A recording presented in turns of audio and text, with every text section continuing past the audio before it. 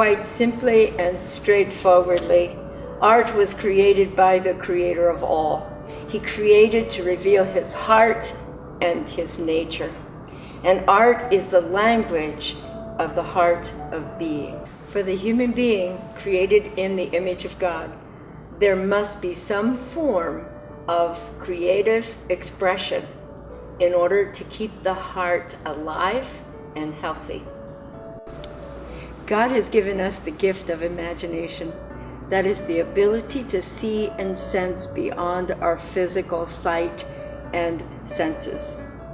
This precious gift of imagination can be used for good or for evil. All that God created is expressing something about himself. Can we hear, see, feel, taste, smell, or understand all that is being expressed? We hear from Psalm 19. The heavens declare the glory of God, the skies proclaim the work of his hands. Day after day they pour forth speech. Night after night they display knowledge. There is no speech or language where their voice is not heard. Their voice goes out into all the earth, their words to the ends of the world. How can I hear and see these voices much better? For one thing, I can consecrate, dedicate, and sharpen the gift of imagination. I can make intentional choices to connect with the Creator through this gift. In this video, I have chosen 3 highly symbolic paintings to illustrate as simply as I can the use of imagination to increase sensitivity to the Creator's heart for the human heart. For the brevity of this video, I have been intentionally concrete and simplistic. This painting is entitled Choice. Love created choice. Without choice, there is no love. We always have a choice of how we will respond, even if we do not get to choose anything else. God placed his newly created human beings into a garden of choice. Co-creating with our Creator is at the heart of relationship of all kinds. Here in this painting, we see 2 trees. The one tree has 6 roots. 6 stands for humanity. The other tree has 3 roots, which represents our Trinitarian but one God. Choice, in essence, is about 2 different roots or origins. This is the tree of knowledge of good and evil, which God said leads to death. Here we find the heart stuck. This human heart is relying on human resources, perceptions, and experiences for its sense of reality. It is fixated on its insecurities, survival, and its defenses.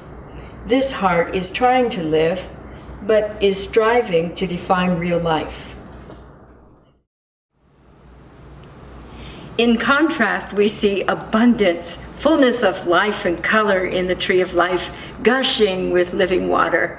At its center is the burning bush, like the one that Moses encountered in the wilderness, the one out of which God's clear voice could be heard.